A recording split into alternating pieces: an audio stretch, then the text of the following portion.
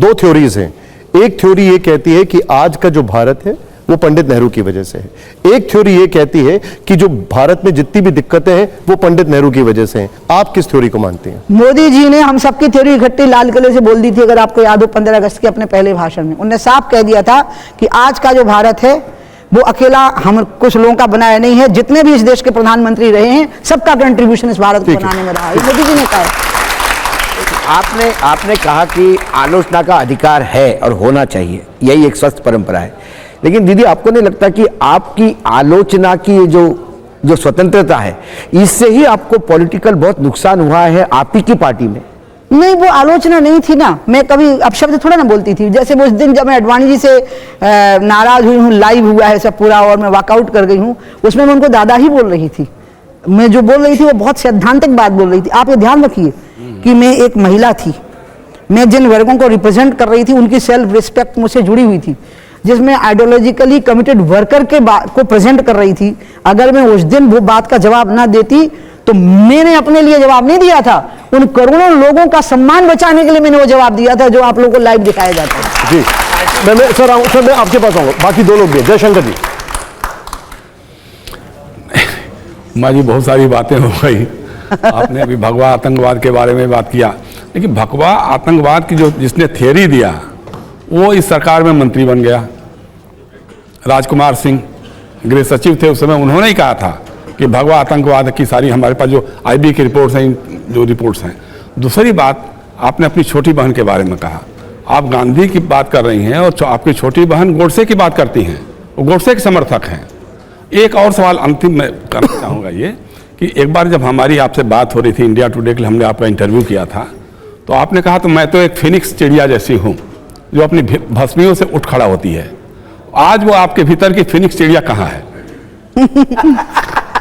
पहले जो फिनिक्स होता है ना, फिनिक्स जो होता है वो पहले भस्म होता है और फिर राख में से उठ के खड़ा होता है। हाँ। तो मैं अभी भस्म कहाँ हुई हूँ? मैं तो साक्षात हूँ। जब भस्म तो होने तो दीजिए मुझे, मैं तो साक्षात हूँ, मैं भस्म नहीं हुई हूँ। तो मेरे अभी भस्म होने का मौका आएगा नहीं, मुझे कोई भस्म कर नहीं पाएगा। जो करेगा वही भस्मीभूत होगा, वो फिनिक्स नहीं है, वो खड़ा नहीं हो पाएगा। मैं तो खड़ी हो जाऊंगी, खड़ी हूँ। वो ये पूछ रहे हैं कि जयशंकर जी पूछ रहे हैं कि साध्वी प्रज्ञा नाथूराम गोडसे को देशभक्त मान चुकी हैं, कह चुकी हैं ये बात। मुझे उनके बारे इस स्टेटमेंट का मेरे को जहाँ तक स्मरण है, इसके बाद उनको समझाया गया था कि उनको अपनी वाणी पर नियंत्रण रखना चाहिए बोलने में, और इसकी उनको पर्याप्त दंड भी मिल गया था। देखिए, कुछ महिलाओं की आपको मानसिक स्थिति समझ के चलना पड़ेगा। जितना उत्पीड़न उस महिला का हुआ, तो ऐसी वाणी कई बार निकल सकती है जो बाद में उसको ही लगे कि मैंने गलत। जैसे मायावती जी हैं, मैं आपको मायावती जी का बताती हूँ, आप लोगों ने मायावती जी के बारे में जानकारी होगी, वो कुछ भी बोल देती थी तो लोग बहुत नाराज होते थे। जो सोफिस्टिकेटेड किस्म के पॉलिटिशियंस होते हैं वो बहुत नाराज होते थे। तो हमेशा बोलती थी उसकी बैकग्राउंड तो देखो कहाँ से निकल के आई है, वो जहाँ से निकल के आई है वो उत्पीड़न की एक प्रक्रिया है जो उसने सुनी है, वो झेली है।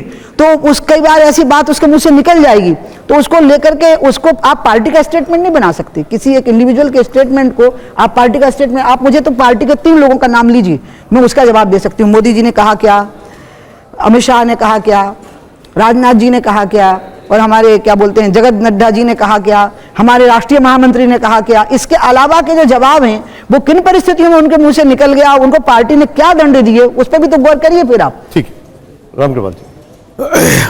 उमा जी, सन 86 के बाद से जो आप लोगों ने एक आंदोलन किया और 1992 में जो हुआ, मैंने आपको वहाँ देखा था, लखनऊ में मैं था संपादक। उस समय आप लोगों ने जो भारत, आने वाले भारत का सपना देखा था, आज मैं पूछ रहा हूँ कि जो उस समय की तस्वीर आपने भारत की सोची थी, अगर मैं कहूँ कि वो अगर परसेंटेज टर्म में आप बात करें तो वो सपना कितना पूरा हुआ है, एक सवाल मेरा है। और सिर्फ आर्थिक नहीं मैं कह रहा हूँ, सामाजिक सांस्कृतिक जो भी आप लोगों ने किया था, क्या हम वहाँ तक पहुँचे हैं, कितना दूर है, क्या दिक्कतें हैं? और दूसरा मेरा सवाल है, क्या इस देश में अपोजिशन का भविष्य क्या है? क्या लोकतंत्र सिर्फ बीजेपी तक ही रहेगा, या आपको लगता है कि नहीं, आगे परिवर्तन आना चाहिए, यहाँ की अपोजिशन के लिए भी एक मौका है? आपने जो पहली बात कही है कि जो सपने देखे थे 6 दिसंबर की घटना के समय पे, 6 दिसंबर की घटना की तैयारियों के समय पे और 6 दिसंबर के बाद के समय पर, उसमें हमने सांस्कृतिक एकता का सपना देखा था। और हमने ये सपना देखा है कि जैसे मैं मानती हूँ कि वेटिकन सिटी ईसाइयों का पवित्र स्थान है, जैसे मैं मानती हूँ कि मक्का मदीना मुस्लिम समाज का पवित्र स्थान है, इसी तरह से मुस्लिम और ईसाई भी माने कि अयोध्या, मथुरा, काशी उमा भारती के पवित्र स्थान हैं और वो उनका सम्मान करें। ये सपना देखा है।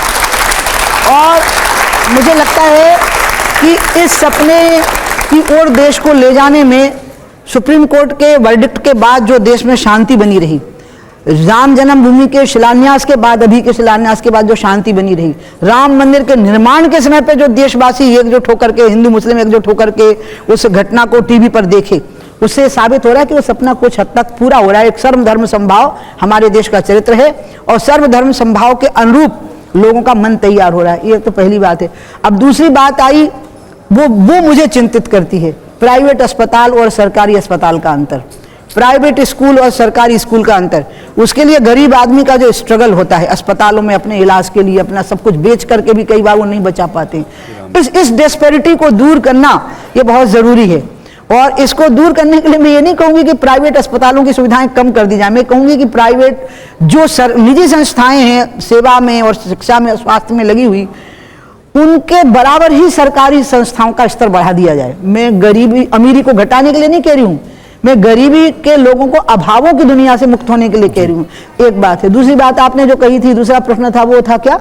नहीं, मैंने एक और था ना, वो विपक्ष का जी। अब मैं विपक्ष के बारे में आपको कहूंगी। देखिए लोकतंत्र में, देखिए भाई साहब, आप बहुत वरिष्ठ व्यक्ति हैं, हम आप लोगों को पता है मैं बिल्कुल पढ़ी नहीं, मुझे बिल्कुल समझ नहीं है, एक बहुत बुद्धू व्यक्ति आपके सामने बैठा हुआ है, लेकिन पार्लियामेंट का मैं 6 बार मेंबर ऑफ पार्लियामेंट रही हूँ, तो इसलिए मैं आपको एक बात बता सकती हूँ कि मैंने जो भूमिका देखी अटल जी के समय पर भी और अब, वो ये देखी कि लोकतंत्र में जितनी जिम्मेवारी देश को चलाने की सत्ता पक्ष की होती है उतनी ही विपक्ष की होती है।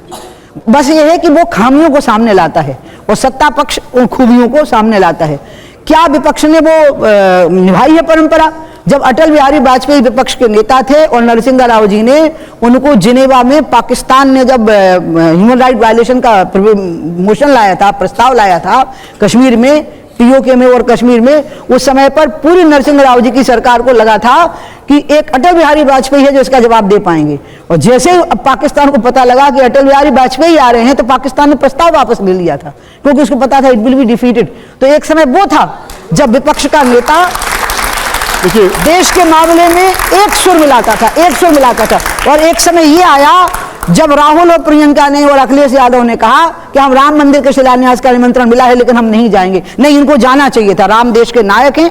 देखिए, असहमति है कि आप उनको भगवान मानते हैं कि नायक मानते हैं, आप एक महापुरुष मानते हैं कि ईश्वर का अवतार मानते हैं, ये असहमति आज की नहीं है, ये गुरु नानक देव, दयानंद, विवेकानंद जी के समय की है। जैसे आर्य समाजी भगवान को भगवान नहीं मानते, वो महापुरुष मानते। लेकिन वो कह रहे थे कि ऐसा लग रहा है ये बीजेपी का कार्यक्रम है इसलिए हम नहीं जा रहे। नहीं, तो वो बीजेपी नहीं गए इसलिए तो बीजेपी का कार्यक्रम हो गया, वो गए होते तो बीजेपी का नहीं रहता। अच्छा, आप लोग एक बात बताओ, अगर प्रियंका, राहुल, सोनिया, अखिलेश, डिम्पल और वो क्या बोलते हैं ममता दीदी और लालू जी, उनके बहुत सारे बेटे और बहुत सारी बेटियां और दामाद, वो सब अगर इकट्ठे आगे बैठे होते तो बताओ कैमरा किसके चेहरे पे होता, मोदी पे या उनके चेहरे पे? दीदी ये कहना ठीक है कि जो राम मंदिर के लिए गया नहीं वहां पर उद्घाटन में, वो देशद्रोही है, वो सनातन विरोधी है, क्या ये बात सही है? जिसने कही होगी, मुझे तो इतने नाम बता दो, नहीं तो बाकी कोई कुछ क्या कह रहा है भैया, उनका स्तर है भी है कि नहीं कि आप उनका उल्लेख करो। आप लोग भी तो ऐसा करते हो, पता है हो गया, आप जिसने किया उसका कोई हर्ज नहीं। अब दीदी मैं एक हमारे शो के अयोध्या में तो आप भी नहीं गई थी सर, जब अयोध्या में जब हुआ शिलान्यास तो उस समय तो आप भी नहीं गए, आडवाणी जी नहीं गए, जोशी जी नहीं गए, विनय कटियार कहीं दिखाई नहीं दिए। जो लोग अयोध्या आंदोलन के नींव में थे वो लोग तो गायब दिखाई दिए। हम तो वहां थे। अब आप क्या सोचते हो कि हम उस आंदोलन में इसलिए भागीदारी कर रहे थे कि हमें ऊपर बिठाया जाएगा? नहीं, राम ऊपर बैठ जाए, हम तो इसके लिए आंदोलन में भागीदारी कर रहे थे। ये तो आपका